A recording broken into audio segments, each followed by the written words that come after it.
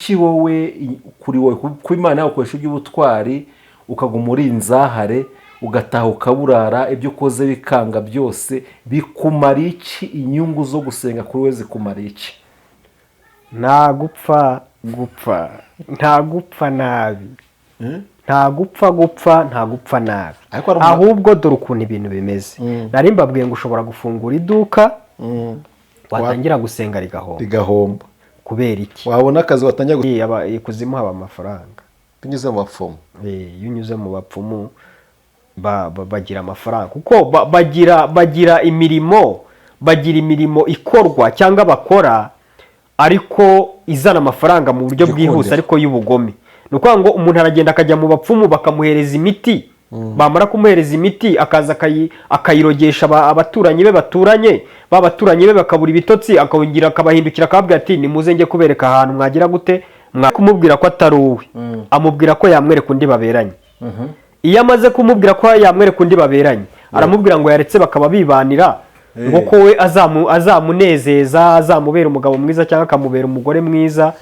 usanga nyine dayimoni yamukuriyemo umushyira, akoresha umuhanuzi kuko nyine irari yashakishije inzira yabicishamo kugira ngo bya bintu bikunde. noneho bisanga n'umuhanuzi nawe Satani yamusabye, amaze kumusaba amwereka ko akeneye ikintu cyitwa amafaranga. bwa bukene natangiye kugira gute mbabwira Satani abantu baba bafite b'Imana kugira ngo bakunde bagire icyo bageraho. nawe wa mudayimoni w'ubukene nawe amuzamukamo, amwereka ko yabona ibyo ashaka ari uko akoze icyaha. nuko bigenda ariko sigira akagaruka, ishobora no kuhakora akagenda ntazagaruke. ikireba ikigomba gukora ni ukurokora ubugingo. nta kindi bibaye wese agasanga wa wundi batetanaga ntarashaka, akavuga ati reka none cyagukunda ngwino. njyewe nanziye mvuga ngo ni Imana yonyine, nta kindi kintu kindi, niyo yonyine. Shite bavanga duteze amatwi ukumva ino situation yize cyangwa se nawe ukumva ishaka kubaho, utwandikira muri comment tubwire ukuntu bano bantu bakwitwara. turi gutanga impuguro ko tunagira n'abantu inama, kuko ibintu bireze kandi gusenya umuryango nyarwanda, biri gusenya itorero muri rusange. aho abahanuzi benshi dufite abahanuzi babaye abakomisiyoneri bari gusenya imiryango myinshi. sintinya kubivuga, yego imiryango sinatinya kuvuga yuko divorce z'uyu munsi turi kubona amakimbirane. ngo mugambi dayimoni arawuzanye nuko bikarangira gutyo nyine bigenze nabi, ugasigara uvuga uti Imana, mbese ukagwa mu yandi magambo. wa mugambi dayimoni afite wo kukugusha ukabugezweho. yego hari igihe uba warageze ku bintu byinshi bitandukanye, ukaba warubatse n'inzu, wari ufite rwose n'ibintu bigaragara kwa kundi nyine umuntu yiteganiriza, ukabona mu myaka ugezemo ibyo wari warateganyije byose bigeze gutya birahomba, kandi wari waravuganye n'Imana ko izakugirira neza nawe warabibonye.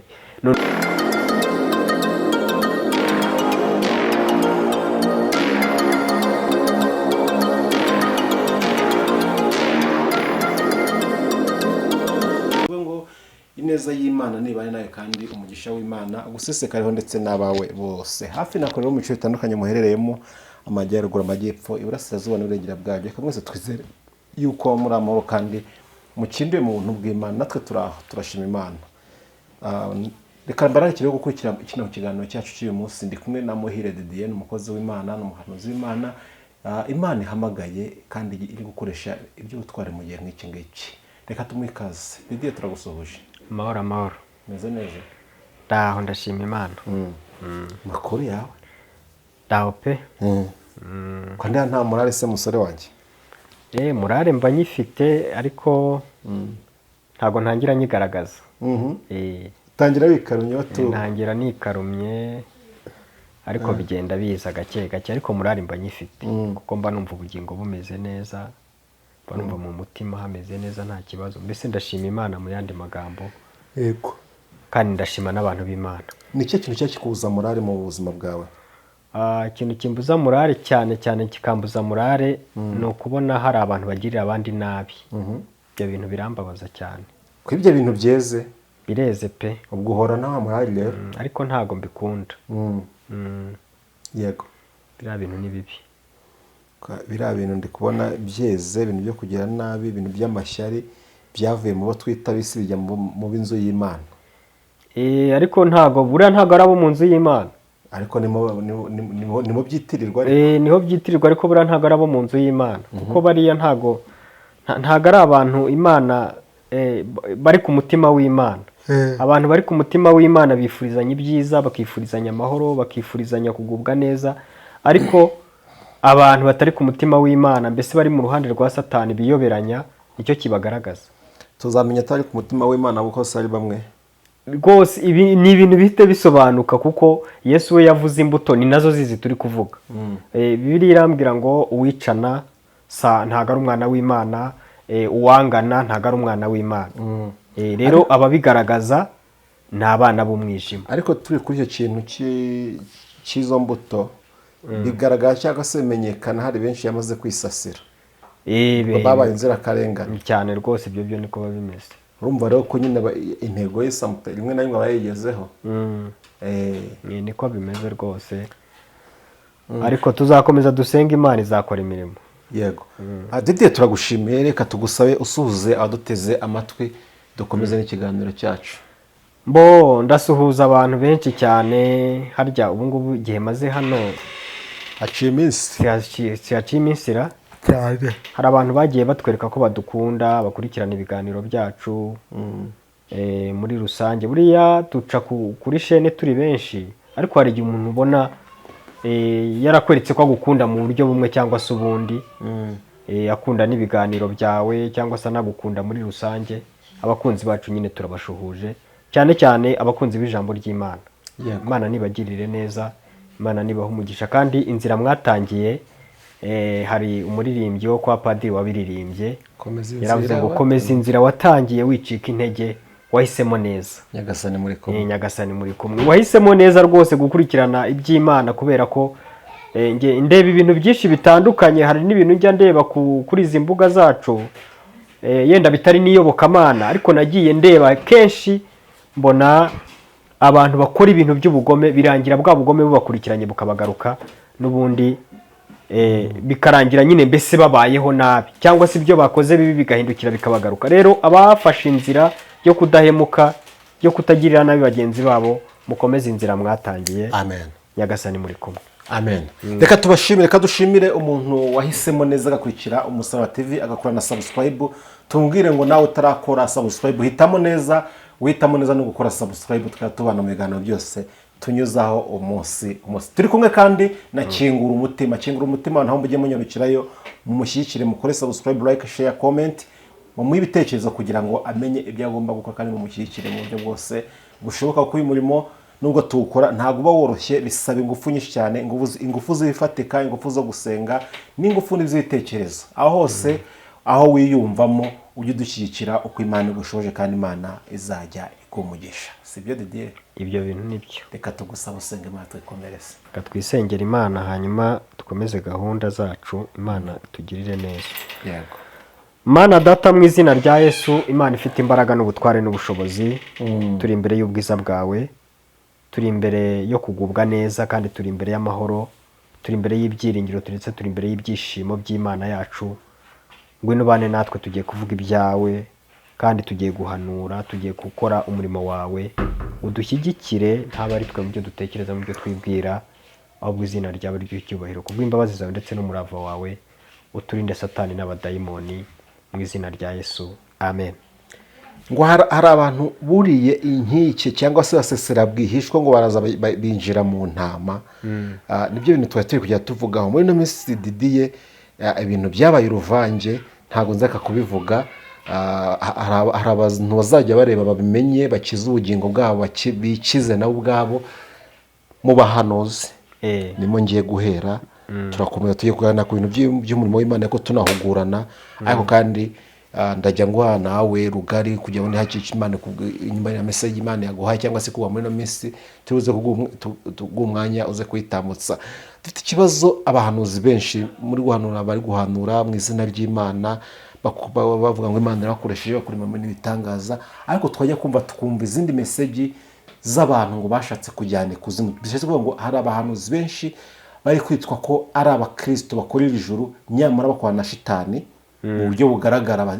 ntabwo nenze ko bibaho ariko ngo bibaho kandi bifatika, hari ibimenyetso. Abandi ugasanga none bari kujya kubaza abahanuzi bakoranya n'imyuka mibi y'abapfumu, abo bose bakaza mu nsengero, bakaza kuri social media, bakavuga ngo ni nabo batetera cyane, bakaza bagatitira ngo Imana iravuze ngo mwumve. Titiye ko n'ibintu by'umurimo biri kugenda byivanga. Ese ni iminsi y'imperuka? Mu minsi y'imperuka byanditse ko bizivanga, bagakorana umurimo kandi bakayobya benshi. Ibintu bibona gute nimba nawe ubibona? Ibi bintu ukuntu bimeze ni ukuvuga ngo satani yamye akora, kandi satani yamye arwanya abantu bakorera Imana. Aba bantu turi kuvuga baba baratangiye neza, batangira bari mu murimo w'Imana, bakawutangira neza, bakawutangira babikunze, ndetse bakanakora bakagaragaza ubushake cyangwa se bakagaragaza imbaraga. Noneho muri kwa kugaragaza imbaraga bigatuma satani abatera cyangwa se abasanga, kubera ko buriya abantu batabizi gusenga no guhamagara abadayimoni. Niba hari umuntu utarubiza bimenye, iyo usenga kandi guhamagara Imana, iyo usenga uba uri guhamagara abadayimoni, kandi ubira isengesho ryirukana abadayimoni. Urabidusobanurira neza? Ndabibasobanura kuvuga ngo iyo uri gusenga, usenga isengesho rifite ingufu, biba bimeze nko gufata imyambi cyangwa se ugafata amabuye cyangwa se ugafata imbunda, hanyuma ukajya kurasa mu kigo cy'abadayimoni. Noneho iyo uri kurasa muri icyo kigo cy'abadayimoni, ni ukuvuga ngo nabo bahagurukana intwaro zabo. Abafite bya bibunda binini, bafite bya mbunda ntoya, abafite bya bintu biturika binini cyane batera bimeze nk'ibicuma bikikubita hasi ibintu bigasandara. Ubwo ndavuga mu buryo bwa satanike. Noneho abadayimoni bakakuzaho bakagutera ari benshi. Iyo baguteye ibyo bitwaro byabo byose, kubera ko ufite imbaraga z'Imana, Imana ikakurwanirira ukabitsinda, bakoresha iyindi tekinike. Sinzi niba tekinike mu Kinyarwanda ari byo umuntu akoresha ubundi buryo. Bakoresha ubundi buryo. Noneho uburyo bakoreshamo, kuko satani afite uburyo bugera nko kuri 5 cyangwa 6 burenga, ariko uburyo bw'ingenzi bukomeye bushobora kuba bugera nko kuri 5. Ni ukuvuga ngo bahita bakoresha uburyo bwo kugushukisha ikintu bita amafaranga. Bareba uko icyo umutima wawe usa nkaho urarikiye cyangwa se ikibazo ufite muri icyo gihe. Noneho bagakoresha cya kintu bita mbese uba ufite ikibazo cy'uko uri umukene. Ko buriya abantu bakunze gusenga cyane bakunze guhura n'ikibazo cy'uko bakunze guhura n'ikibazo cy'ubukene. Yego. Bakunze guhura n'ikibazo cy'ubukene, mbese ikibazo cy'ubuzima muri rusange. Noneho bakakwereka uburyo ki ibyo bintu nubireka uzabona amafaranga. Nibwo rero utangira kujya kubona ukabona wa muntu wasengaga asigaye yarayobotse abapfumu, asigaye yarayobotse gucisha, asigaye yarayobotse kuroga. Kubera iki? Yateye imbaraga ze yarafite, yarazikoresheje atera dayimoni. Amaze gutera dayimoni nayo iramurwanya, imurwanya mu buryo bw'imbaraga biranga, ikoresha bwa buryo bundi bwo kumwereka icyo ashaka nyirizina, aho yagikura. Nibwo rero utangira kubona umuntu yagiye, nubwo buryo bagendamo.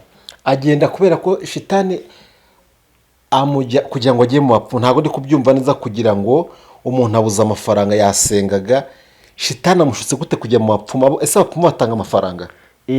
Kuzimu haba amafaranga binyuze mu bapfumu. Iyo unyuze mu bapfumu bagira amafaranga, kuko bagira imirimo ikorwa cyangwa bakora, ariko izana amafaranga mu buryo bwihuse, ariko y'ubugome.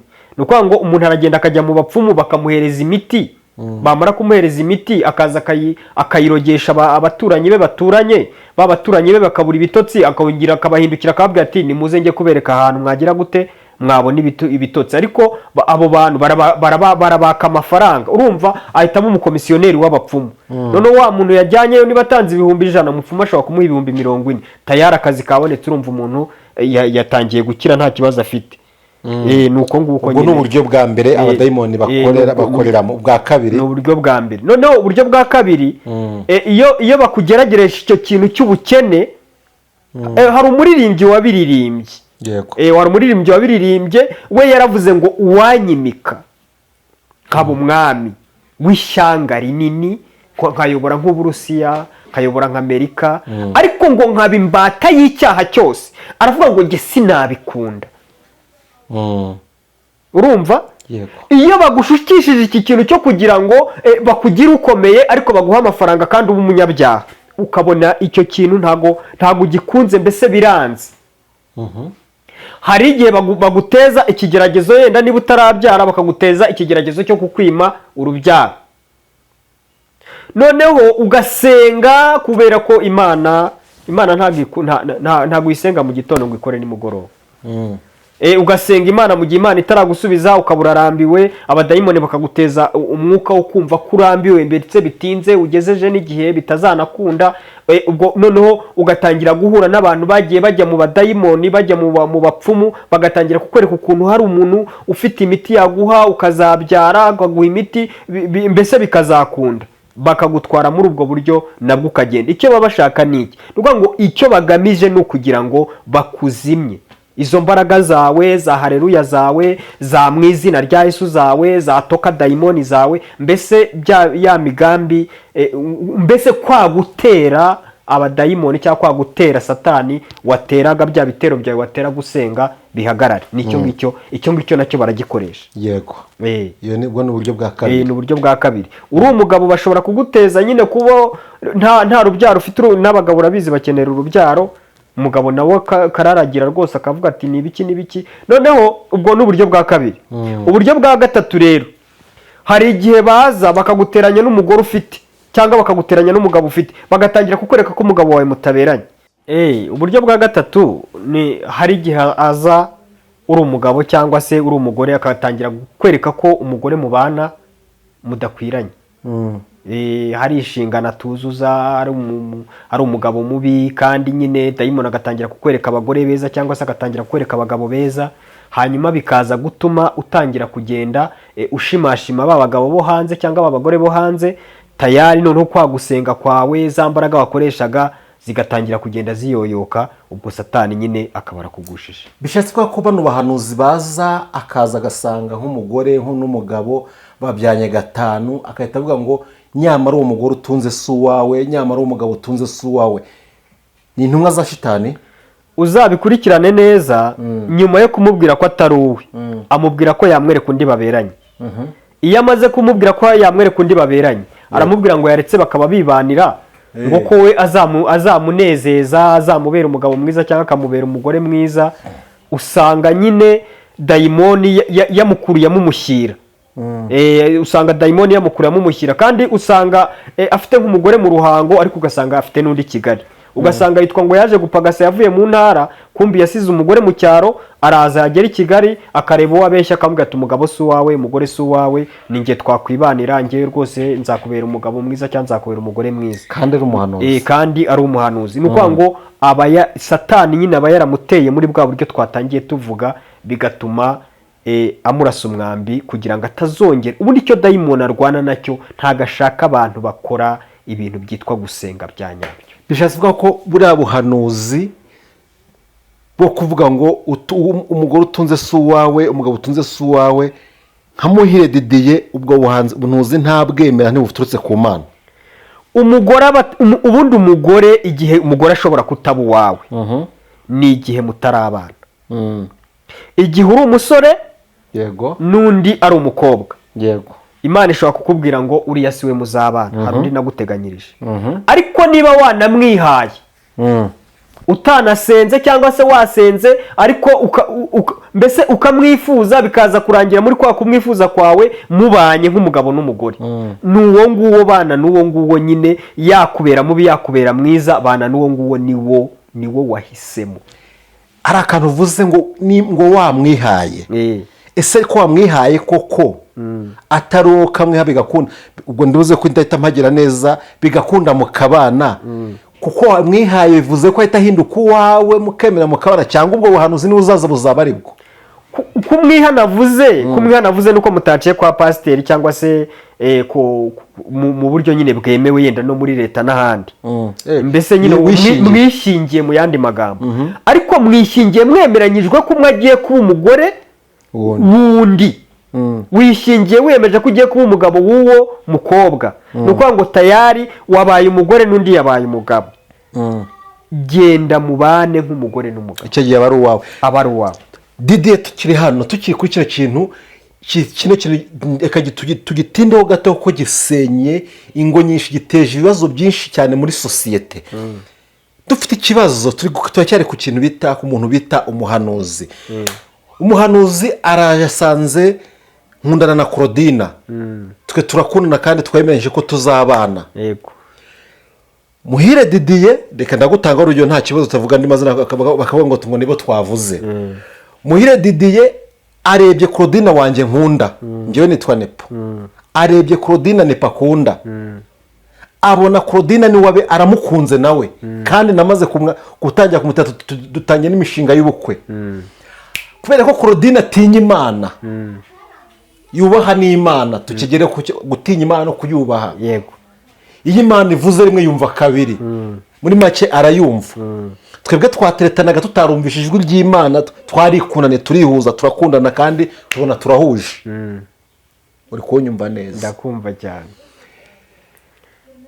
Rudomoro w'umuhanuzi Muhire Didier yagiye kwa Rudomoro abwira Rudomoro tere Rudomoro uri umuhanuzi kandi turakwemera mu itorero ryacu turakwemera no kuri social media turakwemera hose uri umuhanuzi Yohani bose barakwemera ariko Rudomoro ugira ubwenge uyu minsi uri umukene mfite hano 500 mvuze menshi hari n'abemera ngo 20 mvuze menshi ngewe ndashaka Claudine Nepatreta ko abo wanje ukuntu ugiye kubigenza nta nubwo akuzi yego ariko nge tujya dusengana turashaka ko tuzagutumira nk'umuhanuzi ukaza ukahita hano ukikoza mu nguni ukikoza amajyaruguru amajyepfo iburasirazuba iburengerazuba ugahurira hagati ukavuga ati Claudine dore umugabo we ni Muhire Didier uri kunyumva Claudine kubera ko ati kandi bajya ngo babigerekaho uribeshya ukanga Muhire Didier urugo uzagera uzasara ntacyo uzigera ugeraho uzapfa utabyaye ariko isezerano ryawe kwa Muhire Didier niho umugisha wawe uri uzatunganirwa uzabyara abana b'umugisha uzatunga ibiki ariko uzibeshya usange Nepo do ni umuvumo uri kucyumva icyo kintu ngitinzeho cyane kugira ngo cyumve neza yego Claudine kubera ko atinya Imana ahise avuga ati uzi ko ari Imana ivuze bitewe n'amateka bamubwiye wa muhanuzi Claudine akahita aza agakunda Muhire Didier Muhire Didier niyo kugira ngo wa mukobwa atazitekereza akahita akora ubukwe direct bakahita babana uwo mugore Muhire Didier ntabwo mwibye Satani nuko ngo Satani yadusabye twembi Satani yasabye umuhanuzi amaze kumusaba ni bya bindi nyine nakubwiraga Satani arashaka kugira ngo uyu muhanuzi atazongera guhanura ibintu bizima yarangije kumusaba yamugusha anyuze muri Muhire Didier anyuze muri nanjye yansabye kubera ko nifuje bavuga Muhire Didier ntuvuze wowe yasabye na Muhire Didier kubera ko Muhire Didier yifuje umugore w'abandi yifuje umugore wagiranye amasezerano n'abandi kuko buriya ntabwo muri abana ariko yarasezeranye dufite nawe isezerano yego mufitanye isezerano kandi iryo sezerano nta kindi kintu na kimwe kigeze kiryica ntabwo yigeze akubona wasinze ku gasozi ngo avuga ati umugabo wanjye ndamubenze kubera yuko mbese yataye umuco ntabwo yigeze abona watukanye ntabwo yigeze abona wakoze ibikorwa bitamwemerera kubana nawe ni ukuvuga ngo Muhire Didier yasabwe na wa Murudomoro nawe arasabwa mbese Satani niwe wabasabye mwembi kugira ngo abagushe mutazongera kugwa mu mutego wo kwitwa abakristo Satani yasabye Muhire Didier gute ko Muhire Didier yararikiye umufiance wanjye ayo marari ya Muhire Didier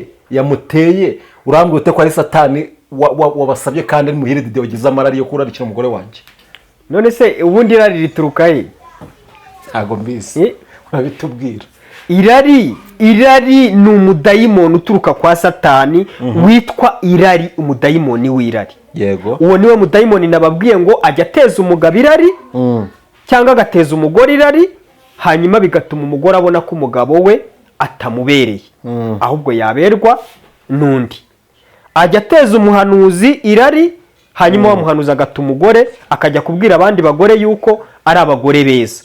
Ni umudayimoni rero uteza abantu irari, ni umudayimoni ubikora, ntabwo ari ukuvuga ngo ni umudayimoni ubikora. Uwo mudayimoni rero niwe usenya abantu basenga, akabateza nyine iryo rari. Ni ukuvuga ngo Muhire Didier yagize irari, akoresha umuhanuzi kuko nyine irari yashakishije inzira yabicishamwo kugira ngo bya bintu bikunde. Noneho bisanga n'umuhanuzi nawe Satani yamusabye, amaze kumusaba amwereka ko akeneye ikintu cyitwa amafaranga. Bwa bukene natangiye kugira gute mbabwira Satani abantu baba bafite b'Imana kugira ngo bakunde bagire icyo bageraho. Nawe wa mudayimoni w'ubukene nawe amuzamukamo, amwereka ko yabona ibyo ashaka ari uko akoze icyaha. Nuko bigenda. Ariko se nkiri kuri aho ngaho Didier, ibyo bintu mvuze bibaho cyangwa n'igitekerezo? Ibyo bintu birahari n'uyu munsi mu murimo w'Imana birahari. Dufite inkuru z'abantu banabikoze rwose, bigenda bicicikana nyine abantu bagiye babikora. Dufite abahanuzi bagiye babwira abantu yuko abagore bafite atari ababo. Mbese hari abantu baguye bagenda basesera bongorera abantu ibintu bitari byiza, basenya ingo z'abantu. Ibyo rero birahari.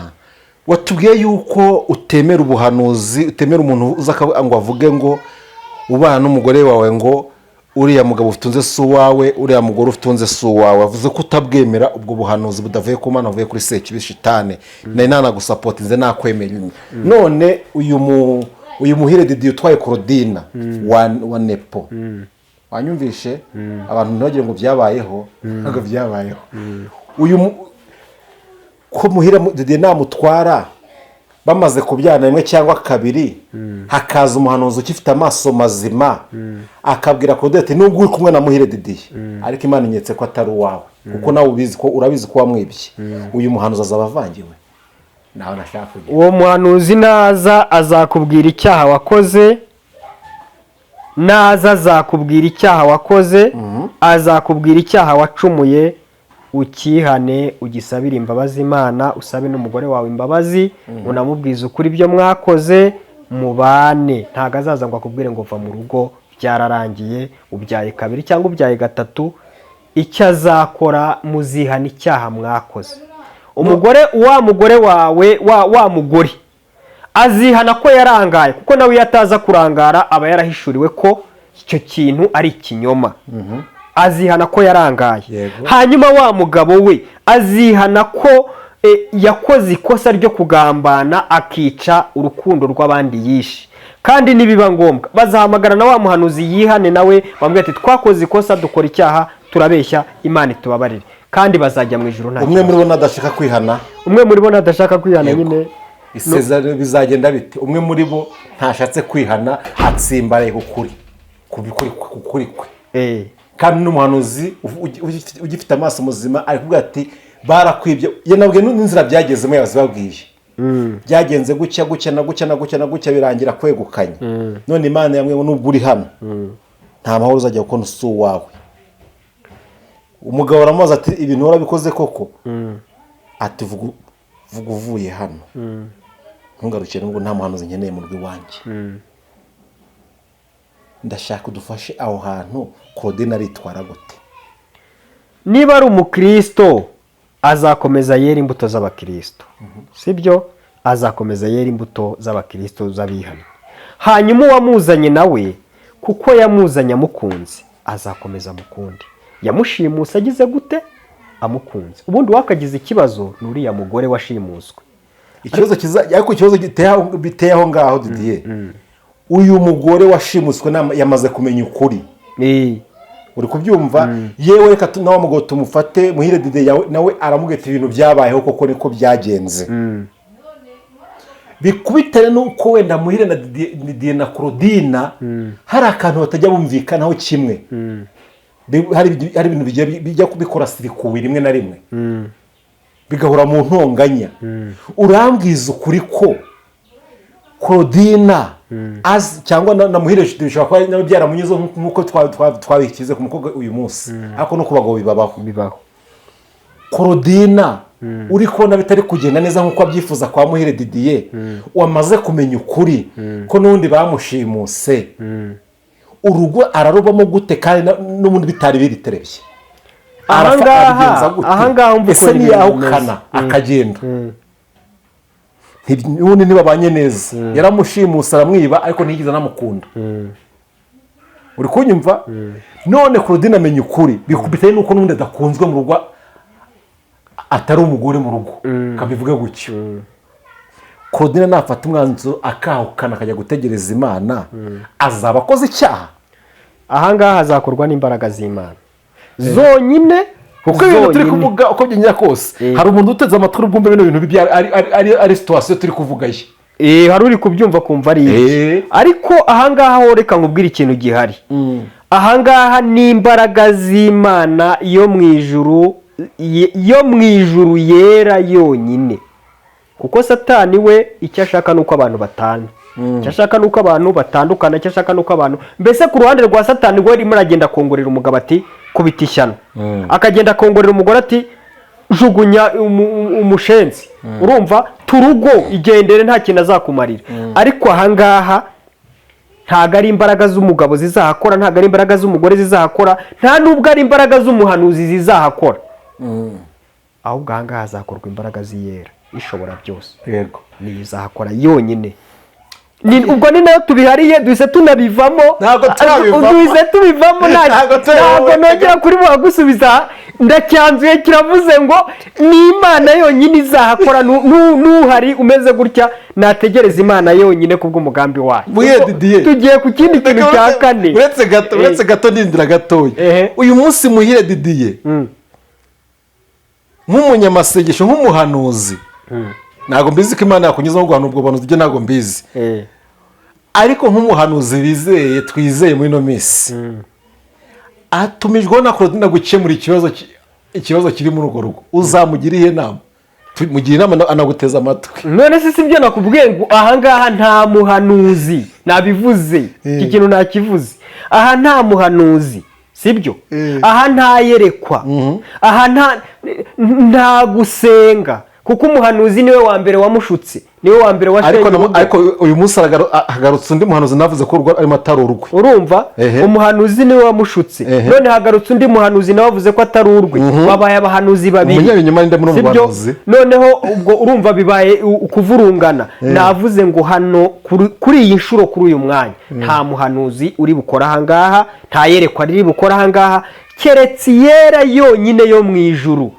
niyigize ikaganiriza abantu igashyira mu mutima wabo icyo yagambiriye ubwo umwanzuro Claudine arafata ntabwo turamujajinga ni Imana yamukoreyemo ni Imana yonyine iri buhakore uburyo iri buhakore n'ikuzi ishobora no kuhakora akagenda yazamara imyaka 2 iwabo akongera akagaruka ishobora no kuhakora akagenda ntazagaruke ikireba ikigomba gukora ni ukurokora ubugingo nta kintu bibaye wese agasanga wa wundi batetanaga ntarashaka akavuga ati reka none ndacyagukunda ngwino njyewe naziye mvuga ngo ni Imana yonyine nta kindi kintu kindi niyo yonyine Shiti bavana ngo duteze amatwi ukumva ino situation yize cyangwa se nawe ukumva ishaka kubaho utwandikira muri comment tubwire ukuntu abantu bakwitwara turi gutanga impuguro ko tunagira n'abantu inama kuko ibintu bireze kandi gusenya umuryango nyarwanda biri gusenya itorero muri rusange aho abahanuzi benshi dufite abahanuzi babaye abakomisiyoneri bari gusenya imiryango myinshi sintinya kubivuga yego imiryango sinatinya kuvuga yuko divorce z'uyu munsi turi kubona amakimbirane mu ngo turi kubona amenshi sintinya kubivuga ari guterwa n'abahanuzi bene wanyu umukobwa umwe agatukisha boss birazwi sibyo ntubyemera nta kundi umukobwa nyine yabaye ariko urabyemera ko ibyinshi biri guterwa n'abahanuzi cyane cyane bano bagore birwa mu byumba by'amasengesho cyane ingo zabo ziri gusenyuka kubera iki nta byumba abantu birwa mu byumba ntabwo nyuma bikibaho cyane ariko mu minsi yashize kibaho ibyumba bigiharawe ubutayu cyane abantu birwaga mu butayu birwaga mu byumba by'amasengesho benshi wasaga mu ngo zabo hahoramo intonganya ibintu ariko twatangiye tuvuga uburyo dayimoni asenya ingo twayego ibyo reka twigire ku kintu cya kane twabivuze byose twabivuze twabisoje twakiriye cya kane twumvisha aho satani ashaka kugira ngo agere aho ngaho ko yacu no mu muhanuzi wamaze kuvamo umwuka w'Imana nyamara ukitirira umwuka w'Imana akamukoresha agasenya. Reka tubyanzure guke, reka tubwire ngo wowe babwiye ngo urugo si urwawe bigize gutya pfuka musenge. Yego, niba babwiye ngo umugabo so cyangwa se umugore si uwawe pfuka musenge ugisha inama Imana kandi izakugira inama. Si uko twacyanzura, icyo niko kimeze rwose. Twigire ku kintu cya kane twikomereze. Ku kintu cya kane mwumva twavuze ubukene, tuvuga uburyo ki satani ateza abantu nyine kunyuranya indimi bakahanura ibitari byo. Tuvuga uburyo ki ateza abantu irari bagata ingo, tugera no kuri iki ngiki cy'umuhanuzi twari turimo kuvuga wagiye asenya ingo bitewe n'impamvu runaka. Noneho hari ikindi kintu nanone satani ajya akora, akaba yaza akareba umuntu akamwereka ibintu bitari gukemuka. Igihe cyose ukajya ubona ibintu bidakemuka. Igihe cyose wowe amaso yawe akajya abona ibintu bitagenda neza, noneho ugatangira kubaza impamvu bitagenda neza.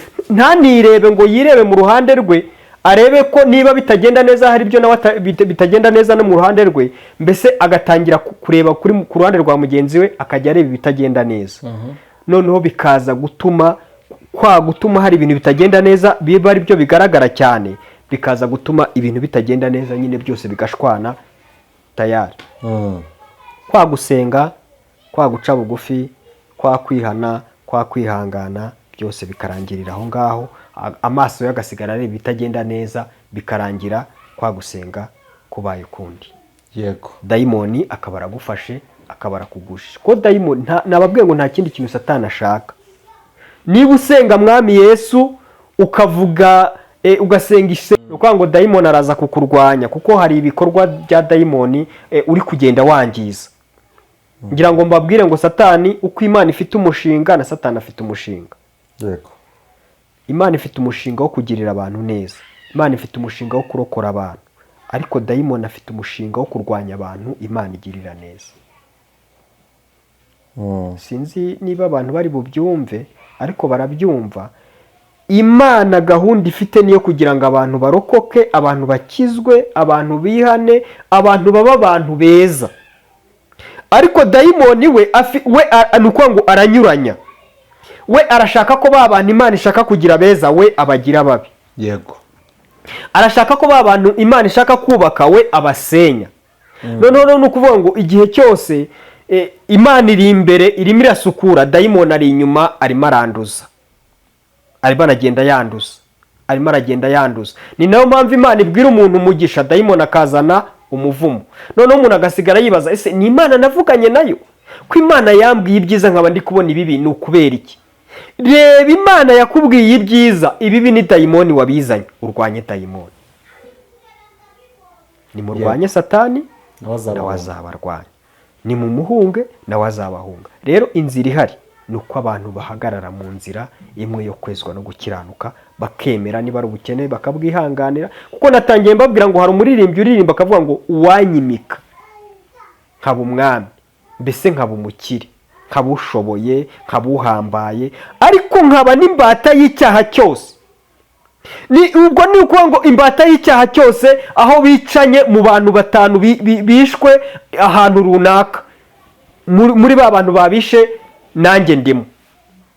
Mu bantu 3 barozwe irunaka, nanjye mu babaroze ndimo. Mu bantu 3 bafashwe ku ngufu irunaka, mu babafashe ku ngufu nanjye ndimo. Mu bantu 5 bagambaniwe irunaka, mu babagambaniye nanjye ndimo. Nuko ngo nabaye umukire, nabaye umumiliyoneri, ariko ahantu hose hakorewe icyaha nanjye ndahari. Uwanyimika nkaba umwami, mbese nkaba umuntu ukomeye, ariko nkaba n'umuntu ahantu hose hakorewe icyaha, mbese nkaba n'imbata y'icyaha. Ntago nabikunda, ahubwo nakwemera nkaba umukene ariko ukiranuka ku gato no ku kanini. Nuko nguko bimeze. Yego, yego. tugeze ku mugambi wa gatanu tuwe ko ari 5. Umugambi ni myinshi ubundi. Iyi migambi ni myinshi, iyi migambi ni myinshi cyane. Tuzajya tuganiraho gake gake tubwira abantu kugira ngo bamenye uko bagomba kwirinda. Yego, tuzagenda tuyiganiraho mu buryo butandukanye kandi bugize. Noneho rero mu mugambi wa gatanu iyo yenda reka nkuvuge mu buryo butandukanye ku bantu basa nk'aho ari nk'ingeri zose. Ushobora kuba uri umugabo wubatse waraharaniriye kugira ngo yenda urugo rwawe rutere imbere, ukabyara abana bakagukundira bakiga, ariko wagera muri cya gihe cyo kubona umusaruro w'abana dayimoni akabajyamo akabica. Akabica mu buryo bwo kubarangaza cyangwa se kugira gute. Reka iyi telefone nyifunge. Urumva dayimoni akabica mu buryo bwo kubarangaza, mbese muri bwa buryo nyine umuntu apfa ahagaze, noneho wa musaruro wari ubategerejeho ntubone, kandi ubwo yenda ugeze no mu zabukuru ugatangira kwiganyira, ugatangira gushinja Imana, uti Imana ibyo wankoreye, wari wankoreye ibintu byiza, nari nagukunze, nari nagushimye, ariko dore uko bigenze tayari. Ugatangira kugira gute? Kugwa mu mutima.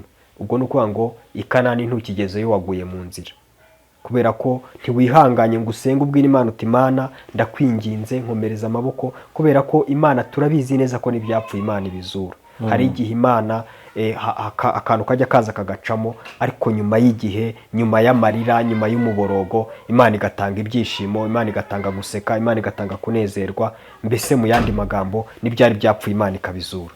Rero icyo ngicyo nacyo kijya kiza, ugasanga uwo mugambi dayimoni arawuzanye, nuko bikarangira gutyo nyine bigenze nabi, ugasigara uvuga uti Imana, mbese ukagwa mu yandi magambo wa mugambi dayimoni afite wo kukugusha ukabugezweho. Yego. Hari igihe uba warageze ku bintu byinshi bitandukanye, ukaba warubatse n'inzu, ufite rwose n'ibintu bigaragara kwa kundi nyine umuntu yiteganiriza, ukabona mu myaka ugezemo byo wari warateganyije byose bigize gutya birahomba, kandi wari waravuganye n'Imana ko izakugirira neza, nawe warabibonye. None ugahita ugwa ukavuga uti Imana, dore ibyo nari narateganyije byari kuzantunga mu gihe kiri imbere bigenze gutya, none ubwo aho ngaho naho ukabigize gute? Ukabura hagwiriye. Ni muri ubwo buryo nyine, urumva ni byinshi, ariko imigambi y'abadayimoni tugenda tuyivugaho gake gakeya. Tugenda tuyivugaho gake. Ariko ngize ikibazo numva nshaka ko udusobanura neza. Iyo umuntu asenga ahamagara abadayimoni, niko watubwiye muri make, wabisobanura neza ko iyo umuntu asenga ari nko gufata bombe ugasenya inyubako y'undi muntu runaka. Uwo muntu noneho akakoherezaho ibitero, akakurwanya. Ese abantu ntibazatinya gusenga kubera iyi mpamvu, bavuga ati reka tudakangura abadayimoni bariturije, reka tubihore twiturize natwe? Ahubwo se uvuga uti ntibatinya gusenga? Ntacyo batinya gusenga. Nigeze nganira n'umuntu arambwira ati mfite ikibazo cy'umukozi, rwose ati sinzi ukuntu nabona umukozi. Ndamubwira ariko muri iyi minsi ntabwo ibintu byoroshye, bibaye byiza wasenga Imana ikagushakira umukozi mwiza. Uzi ukuntu yarambwiye? Ndamubwiye ngo gusenga biravuna, ngo ntabwo nafata igihe cyo gusengera umukozi uwo mwanya sinawubona. Namuzana ibyo yangiza akabyangiza, nabona naniye nkamwirukana, ariko sina gusenga. Arambwira ati gusenga biravuna, kuko arabizi neza ko gusenga ari uguhamagara abadayimoni. Urumva? Gusenga ni uguhamagara abadayimoni. Umuntu afungura butike akayifungura igahinda, yatangira gusenga abadayimoni bakaza bakayisahura, igahomba gataha. None inyungu zo gusenga ni izihe? Niba dusenga tugahamagara abadayimoni bakaza katurwanya, ibyo dufite bikagenda, inyungu zo gusenga uyu munsi ni izihe? Abazi Imana yabo bazakomera, nibamara gukomera bakora iby'ubutwari. Abazi Imana yabo bazakomera, nibamara gukomera bakora iby'ubutwari. Inyungu zo gusenga nuko Imana idukoresha iby'ubutwari. bikumariye iki wowe kuri wowe ku Imana yawe ukoresha iby'ubutwari ukaguma uri inzahare ugataha ukaburara ibyo ukoze bikanga byose bikumariye iki inyungu zo gusenga kuri we zikumariye iki? nta gupfa nabi, nta gupfa nabi, ahubwo dore ukuntu ibintu bimeze. nari mbabwiye ngo ushobora gufungura iduka watangira gusenga rigahomba. kubera iki? wabona akazi watangira gusenga bakakwirukana cyane. kubera iki? ni ukuvuga ngo uvuye uravutse, uvukiye ibibazo, uravutse aho wari uri aho ngaho nyine kandi umeze neza nako wagaragara ko umeze neza. aho wari uri nyine wari uri aho, none umenya Imana uravutse. iyo umuntu avutse rero nta kintu avukana. nese ko nakuvuga ko umuntu adasenga bivuze ko atazi Imana? buretse banze wumve, iyo umuntu avutse nta kintu avukana. si urumva? cyakora iyo umwana avutse avuka ameze gutya. uzabaze n'ababyeyi babyara, iyo umwana avutse avuka ameze gutya. bivuze iki? biravuze ngo avutse arateganya kugira ibintu, arateganya gukira, arateganya kuba ine umuntu ukomeye. noneho rero dore ibintu ahombye kuba yari ari ahantu hashyushye, ahombye kuba yari ari mu munezero wo mu nda, hahandi nyine nyina yirirwaga amugendana anezerewe, nyina anywa akantu karyoshye kakamanuka kakamutunga. urumva nyine aho yari ameze neza, yari afubitse. none aravutse. ubwo avutse rero agiye gutangira kubaho bundi bushyashya. aho yari ari n'ibyo yari arimo byose urabizi birasohoka byose bigatakara hanze. niyo mpamvu uzajya kubona ukabona umubyeyi yagiye kwa muganga arabyaye, amaze kubyara nyuma ye haje abandi bantu b'abataravayeri bafite ibindi bintu bivuye mu nda ya wa mubyeyi bagiye kujugunya, kubera ko wari ukenewe n'umwana yabonetse. aha hantu haraza kumvwa n'abantu b'abahanga, haraza kumvwa n'abantu b'abahanga, ariko mugerageze mu b'abahanga. noneho rero bya bintu byose bizana na wa mwana bidafite umumaro byose biratakara. umwana bakamwegera, bakamutunganya, bakamugira neza, bakamuha akabere, umwana agakomera. nyine umwana akaba aravutse, ariko akavuka ameze gutya. bivuze ngo ibintu byose byo hirya no hino agiye gutangira kuba umutware, agiye kubishaka, bigiye gutangira kuza kumwizanira.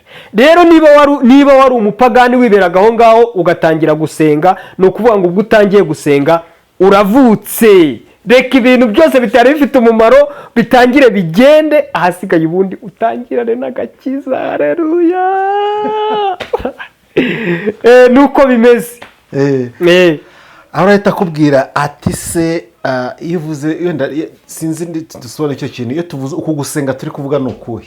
ni ukwako ni kujya mu cyatabaye cyane, ni ukumva ko ndi umukristo ngumya aho ndi nkirinda icyaha n'igisara cyo ngakunda Imana, ariko sinjye kwirwa njya muri ibyo bintu byo gusenga ngaho muri ibyo by'ibyumba n'ibiki byose.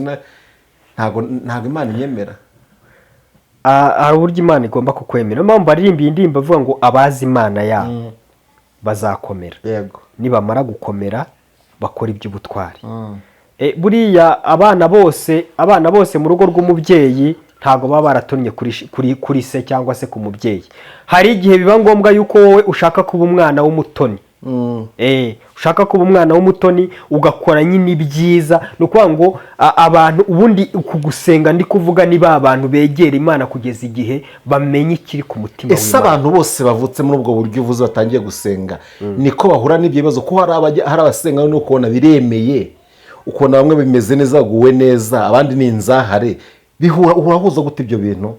kuko bose hari ujyamo rwose ukabona ibintu biraje, ahubwo undi yajya gusa n'ubwo afite turagiye. Bibiliya yabivuze neza, iravuga ngo uhereye mu gihe cya Yohana Umubatiza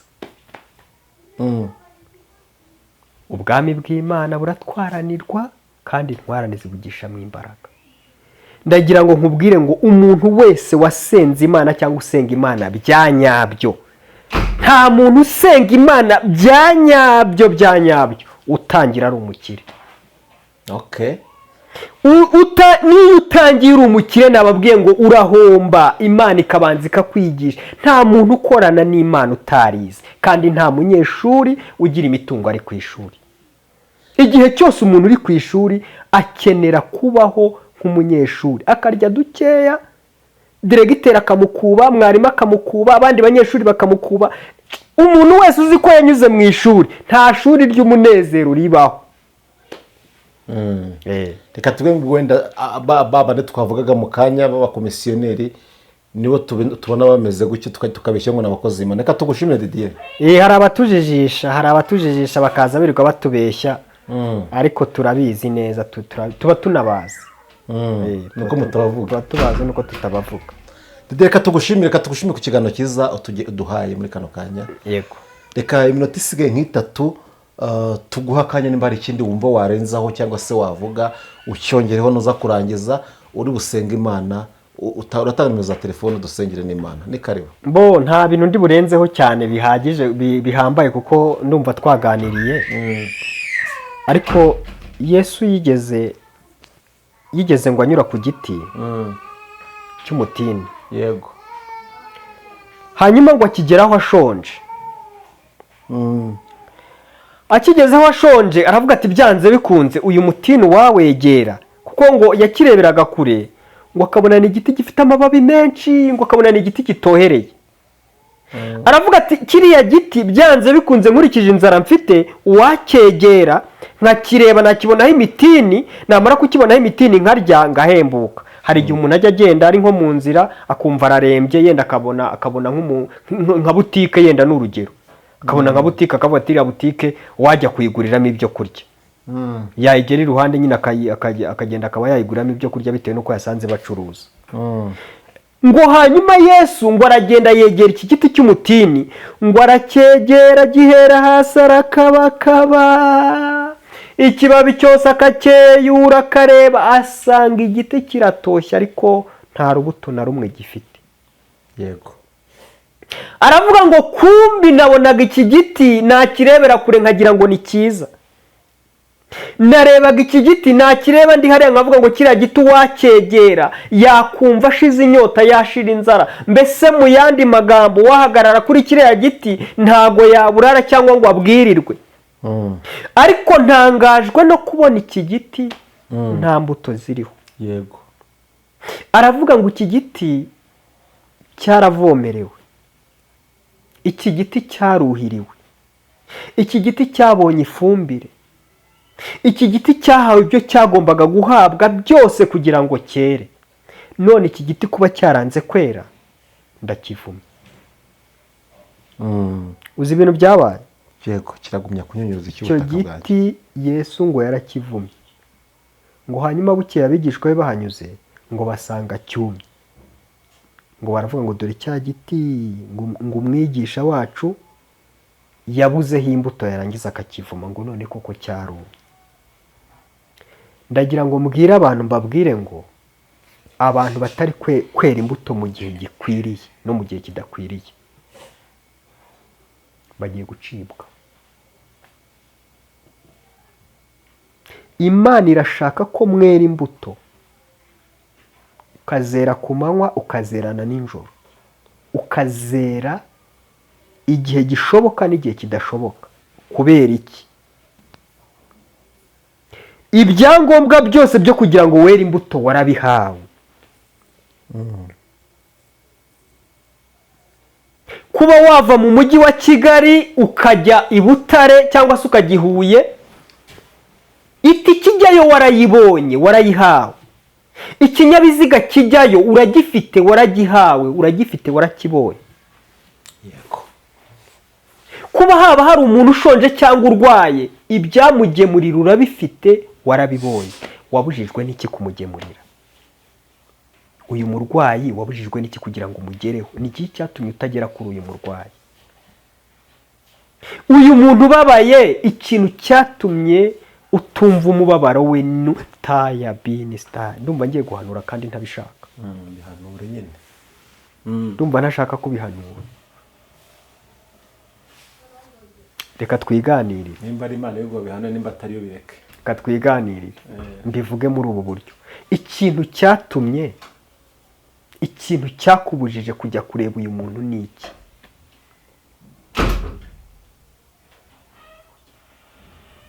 Hari abantu bahawe message, hari abantu bahawe ubutumwa bakabaye bageza kuri bagenzi babo kubo batumweho kandi babazi ko bakabaye babubagezaho. Ikintu cyatumye mutajyana ubwo butumwa ni iki? Ahakenewe amafaranga warayabonye, ahakenewe amaguru ajyayo urayafite, ahakenewe gutelefona amayinite urayafite. Ikintu wabuze kugira ngo usohoze icyo Imana yakuhaye ni iki?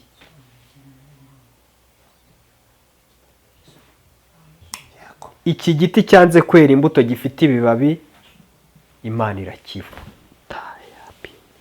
Imana irakivuta. Iki giti Imana irakivumye. Iki giti cyanze kwera ku manywa kikanga kwera nijoro, kigahendahendwa, kikingingwa, iki giti kiravumwe kandi kigiye kuma.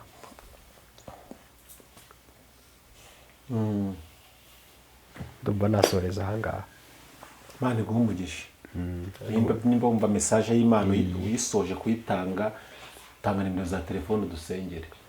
Nimero zanjye za telefoni ni 82 20 85 18 0788 20 85 18. Imana nibaho umugisha. Abantu mwera imbuto mu gihe gikwiriye no mu gihe kidakwiriye, nimuzera Imana izabagirira neza.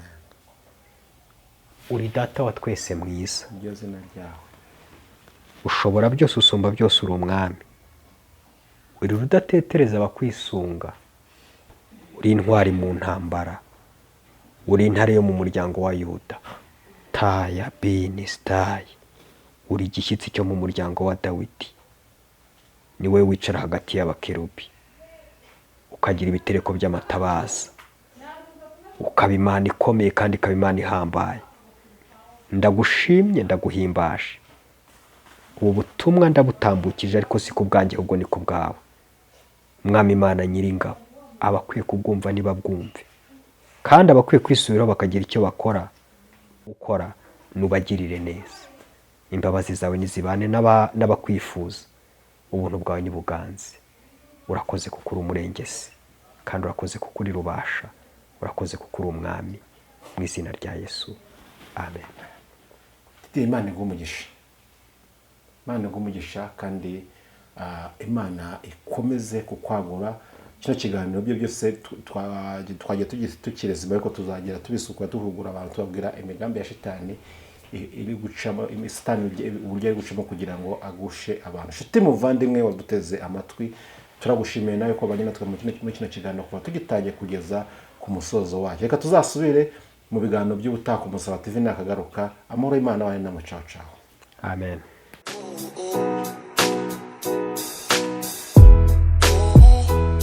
Uwabuze umuranga yaheze iwabo kugira ngo ibirori byawe bigende neza, bise neza, bisaba ibintu bitandukanye, ariko byose ababijemo baguye isari, inzara ikabica, biba bitaye agaciro. Emmanuel Catering Service twakuzaniye igisubizo, aho dutekera ubukwe, ibiterane, amahugurwa, inama n'ibirori bitandukanye. Wivunika tubigusangisha aho wakoreye ibirori hose. Ikindi kandi tubafitiye ibikoresho bikodeshwa, ari byo shopping dish, amasahane, amasafuriya, imbabura n'ibindi. Dukorera mu gihugu cy'u Rwanda hose, ibiciro biri hasi cyane. Duhamagare cyangwa twandikire kuri 078 31 942 cyangwa 072 50 53 54 9. Emmanuel Catering Service.